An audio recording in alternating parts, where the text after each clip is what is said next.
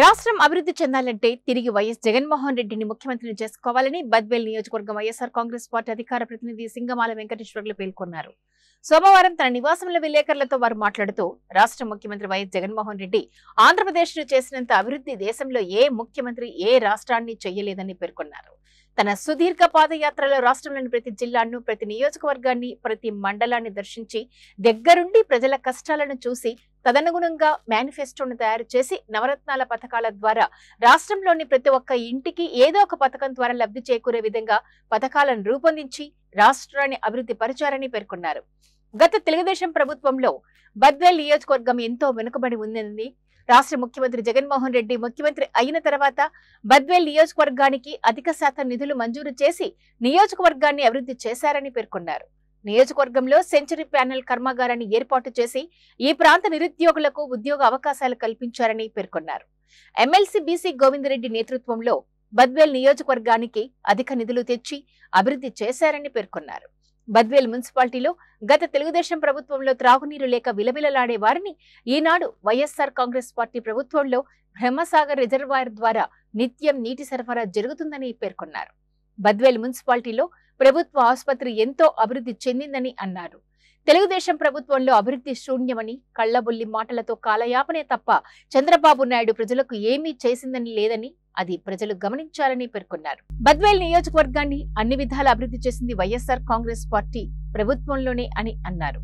రేపు జరగబోయే బద్వేల్ నియోజకవర్గ అసెంబ్లీ ఎన్నికల్లో వైఎస్ఆర్ కాంగ్రెస్ పార్టీ అభ్యర్థి అయిన అందరి శ్రేయోభిలాషి, మృదు స్వభావి, మంచికి మారుపేరు అయిన ఎమ్మెల్యే డాక్టర్ సుధను ఎమ్మెల్యేగా ఓట్లు వేసి గెలిపించుకోవాల్సిన బాధ్యత మనందరి మీద ఉందని, నియోజకవర్గంలోని ప్రజలందరూ వైఎస్ఆర్ కాంగ్రెస్ పార్టీకి ఓట్లేసి డాక్టర్ సుధను అత్యధిక మెజార్టీతో గెలిపించాలని కోరారు. కార్యక్రమంలో డాక్టర్ దాసరి సీను తదితరులు పాల్గొన్నారు. అందరికీ నమస్కారం. ఈ దినం బద్వేల్ పట్టణంలో మీడియా సమావేశంలో సింగమాల వెంకటేశ్వర్లు వైఎస్ఆర్ కాంగ్రెస్ పార్టీ అధికార ప్రతినిధి. నేను మాట్లాడుతున్నది నగ్న సత్యాలు. ఎందుకంటే ఈ యొక్క 58 నెలల జగనన్న ప్రభుత్వంలో జరిగిన మేలు ఆంధ్రప్రదేశ్ చరిత్రలోనే కాదు, భారతదేశ చరిత్రలోనే దొరకు ఏ ముఖ్యమంత్రి చేయలేదు. ఎస్సీ, ఎస్టీ, బీసీ, మైనారిటీ మరియు ఇతర కులాల వెనుకబడిన వాళ్ళందరికీ అర్హత కలిగిన ప్రతి ఒక్కరికి ఏదో విధంగా ప్రతి ఒక్క కుటుంబానికి ఇక్కడ మేలే జరిగింది తప్ప ఎక్కడ ఎలాంటి కీడు జరగలేదు. జగనన్న ప్రభుత్వంలో ప్రాంతము చూడలేదు, కులము చూడలేదు, మతము చూడలేదు, పార్టీలు చూడలేదు.